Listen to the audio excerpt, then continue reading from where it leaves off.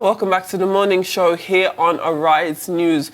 The Minister of Information, Lai Mohammed, said off the back of the release of the Kankara boys that no government in the world is immune to terrorist attacks, further stating that what stands any government out is the way and manner it responds to such challenges. Well, joining us now to speak on the abduction and release of the boys is security expert Air Vice-Marshal Femi Gbadebo. Thank you very much for joining us. We really appreciate your time on this matter here. Earlier, Aaron and I were talking about this story, and we said that it's definitely bittersweet. It's a good thing that these boys have been released. All of them, we can reluctantly say that every single one of them has been released and returned back to their families. But it's definitely bitter because this shouldn't have happened.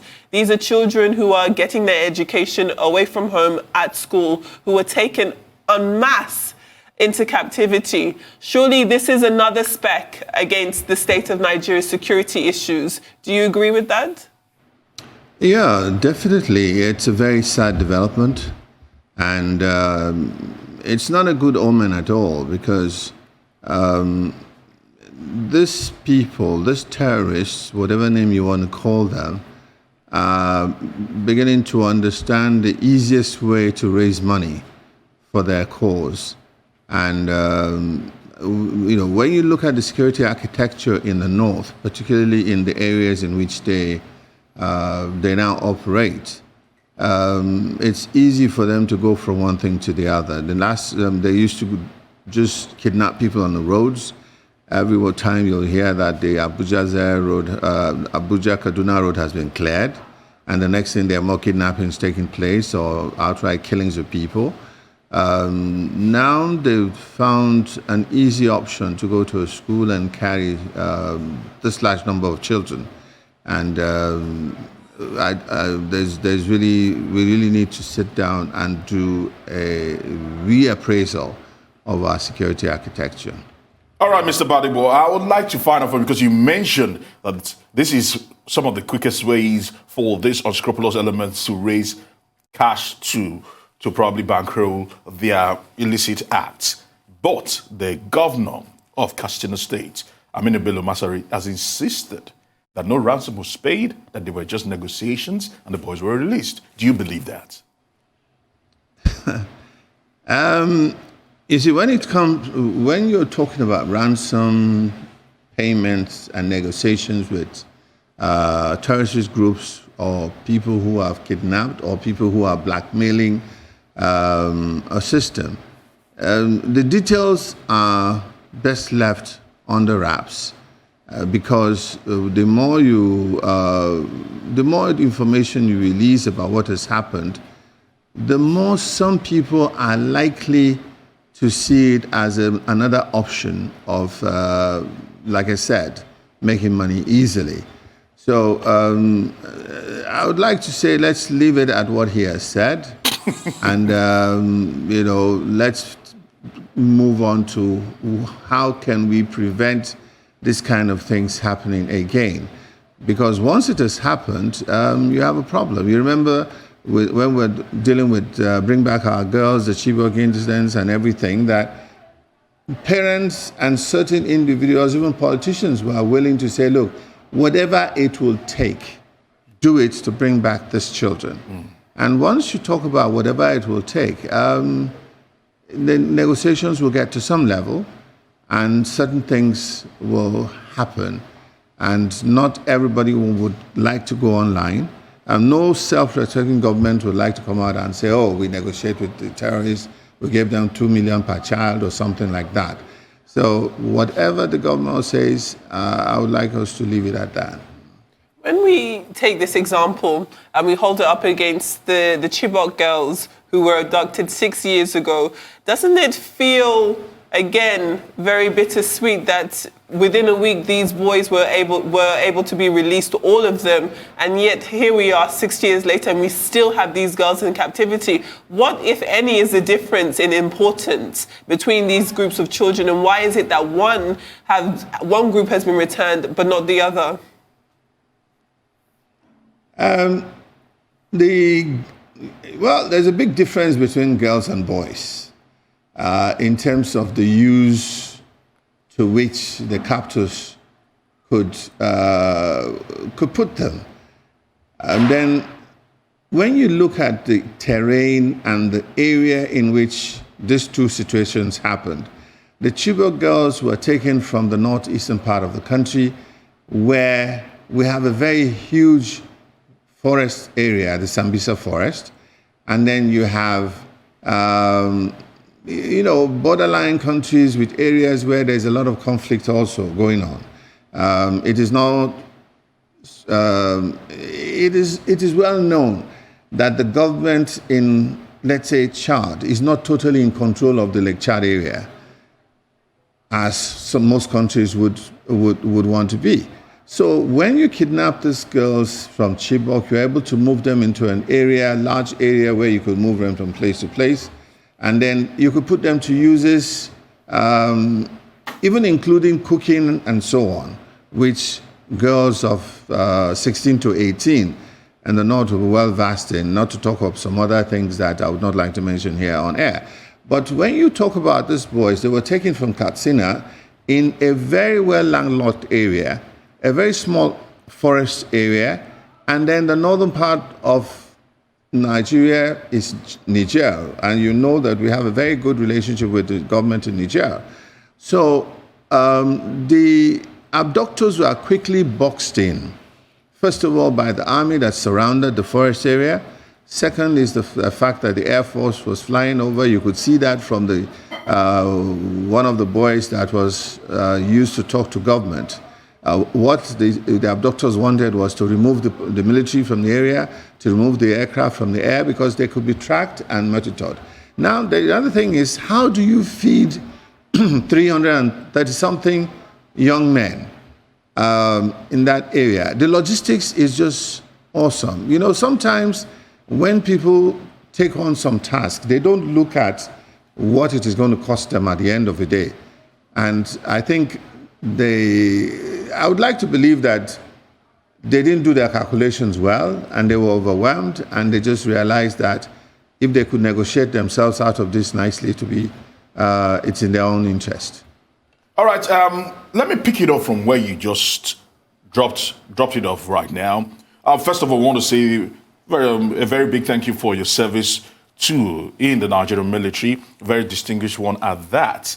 But looking at it, now that it seems like these things are becoming a pattern, what do we need to do to ensure that incidences like these do not happen in Nigeria, whereby people will wake up one morning, conceive a very strange idea, go into schools, capture boys? Because from your own explanation, we were very fortunate this time around. God forbid, maybe the next time we might not be this fortunate.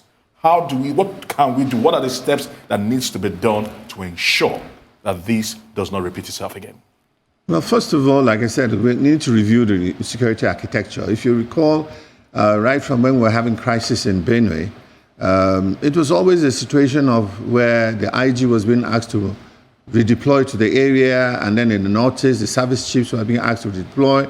We saw last week where all the service chiefs, CDS, everybody headed for Katsina. We cannot continue to run the security management this way.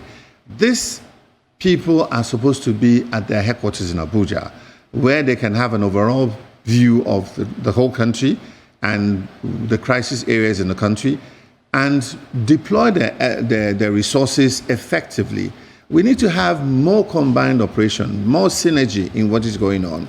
And we need to begin to boldly create centers of operation so that you would have a sector commander, not that the service chief heads there. So when you have a sector commander for Katsina, for instance, everything, if you have air elements, if you have naval elements, if you have intelligence like GSS or SSO, they will all be pulled off under this general, who will now know how to deploy them. But we're seeing situations where some resources are being deployed from Abuja, and then some commanders are working out.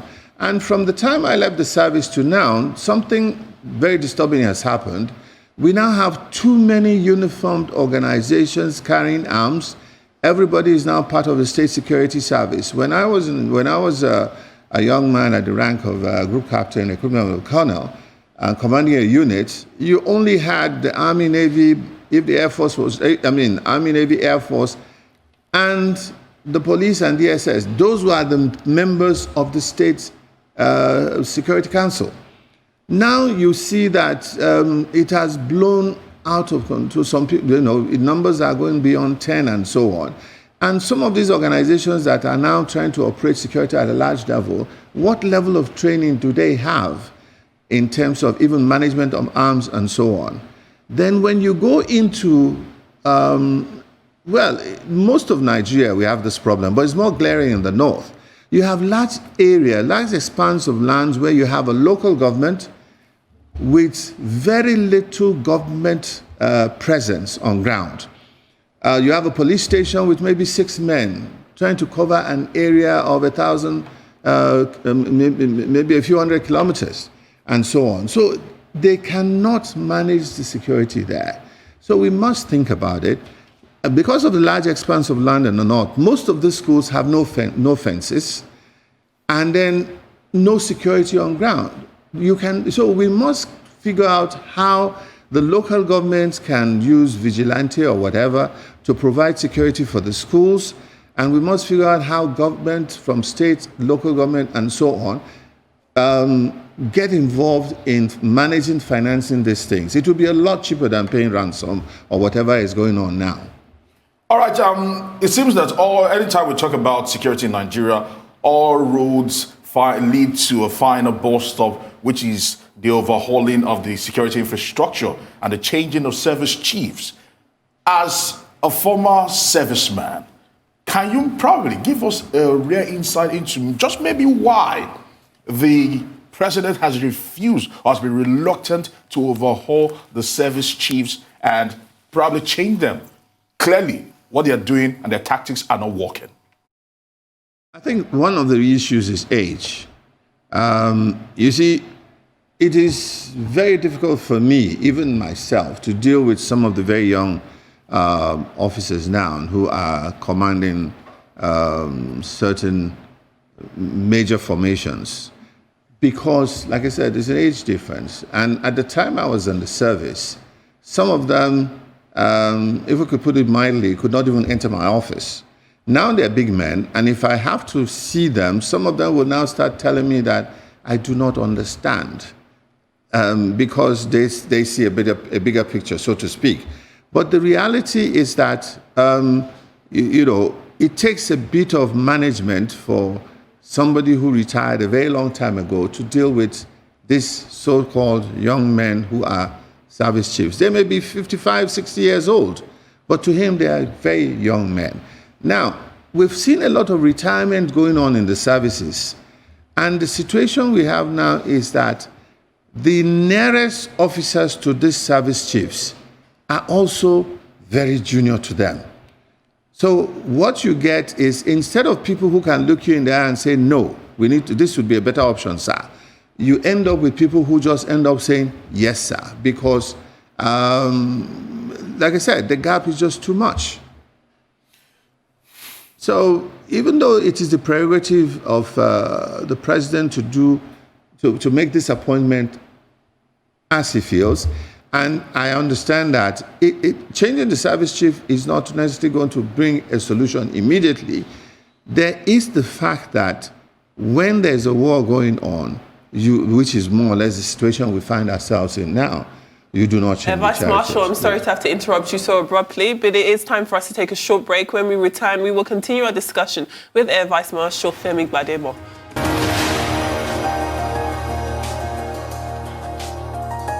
Welcome back to the morning show here on Arise News. We are still joined by Air Vice-Marshal Femi Gbadebo in a discussion on the release of the Kankara boys and a wider talk on the state of security in Nigeria. Before we went on break there, we were talking about the army service chiefs and whether or not there is time for a little bit of change. And you were talking about respectability politics and how they have a negative effect on the future of Nigeria's security, because you have army chiefs who are being advised by people who are younger than them. And because of the culture in Nigeria, that age difference could play a role in why people may not be able to comfortably present new ideas.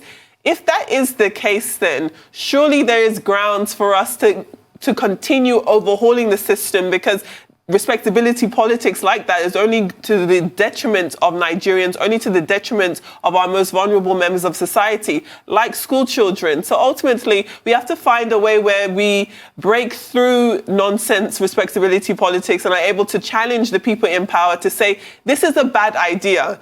What we have been doing is not solving these problems at a rate that is justifiable to the people that we've promised to serve and protect. So these are my ideas. Why do you think it is so hard for people to do so? Well, you see, everybody plays to the gallery. We have a structure or a system in Nigeria where chief executives, from the president to the governors and the chairman of the local government, are extremely powerful. We can see what is happening in the United States now, where what people thought could never happen is happening, where people who should be in a position to question a president, or at least to call him to order, call him to senses, not only are they keeping quiet, but some of them are even supporting claims by him that are not right. And this is the situation we have in Nigeria. You see, we have ministers, you have politicians, and people in National Assembly who are not willing to face the president and say what needs to be done. He's going through issues, like I said. He's like, how do I deal with the younger boys who are there? These people are loyal. These people, we relate, we can understand each other, and they seem to be trying to give their best. So there's a crisis out there. How do I change these people for a new one? There was an opportunity at the end of the 4-year tenure to do that. For some reason, it wasn't done. And now we're in a tight situation where it's like, do I do it or do I move on? But you see, even at that, certain things can be done. People can be brought in as consultants to advise and to also get involved in that. Anybody who was in a position to teach someone, let's say at the Defense College or Staff College and such levels, is still in a position to offer some kind of advice that is missing right now in the gaps. Even some of the young generals that have been retired in the last 2-3 years, not to talk of even the older ones, some of them are in a position to be brought in as consultants. For some reason, it's not being done. So, like I'm saying, you have a service chief whose immediate deputies are much, much junior to him, don't even have the experience that he has. And so their ability to advise him can be a bit of a problem. So look at, we had the general who had success, I don't want to call names, a couple of years ago in the Northeast. And this general is retired now.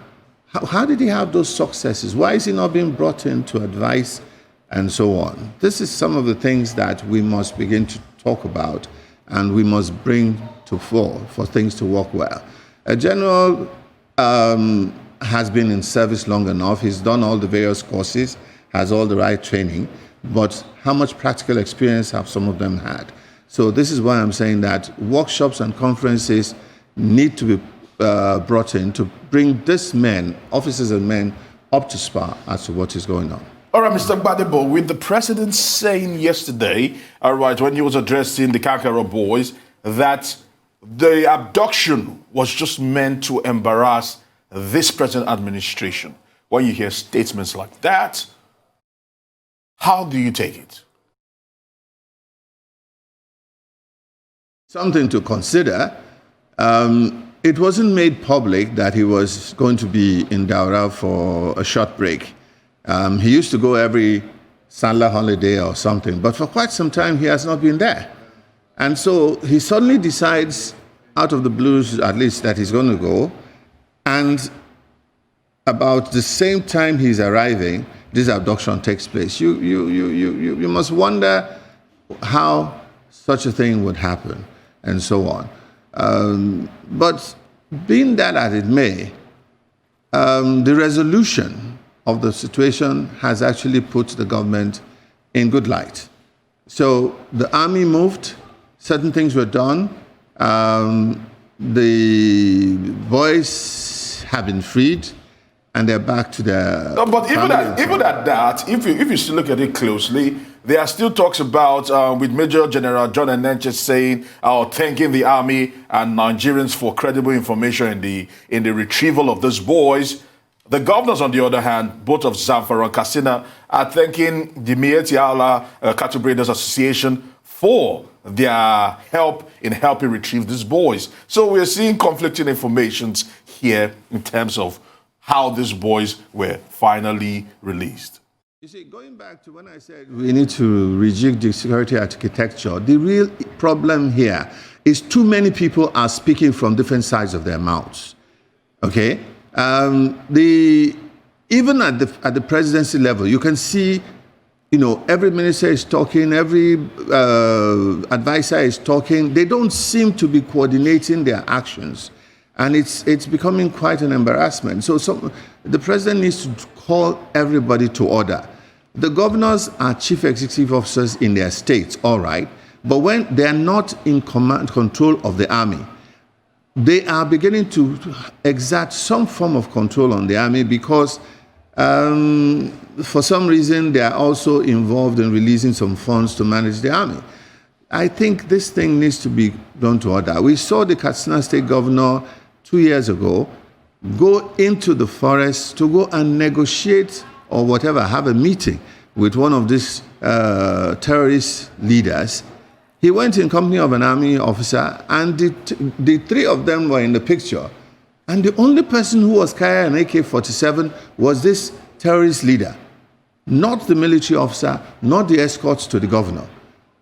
I mean, who does that? So these governors also need to be brought under control. The way everybody is trying to resolve everything in their own way is making a mess of the Nigerian army or the armed forces of Nigeria. So I think this is where the problem is coming. Like I'm saying, everybody's setting up. Look at Ogun State when Governor Amosu was leaving. Nobody knew that he had an armory in the government house. And if he had handed over to his own man, that armory would have been handed over. But because at the last minute he found out things were not working the way he wanted, he now suddenly called the commissioner of police and handed over 1,000, whether it was guns and stuff like that. These are the things that we need to call to order, because a governor cannot have private army. He cannot have his own intelligence network and be working with his own people. He must be working with the organized federal intelligence services, because when things get out of control, then they call the military. The same terrorists that they talk with sometimes are the same terrorists who end up sabotaging the army and killing the officers and men of the army. So we honestly, this is where I think the problem really is coming from. That we need to get these people together. The people need to start speaking with one voice. Vice-Marshal Femi Gbadebo, we appreciate your time and your discussions and your insight on this topic.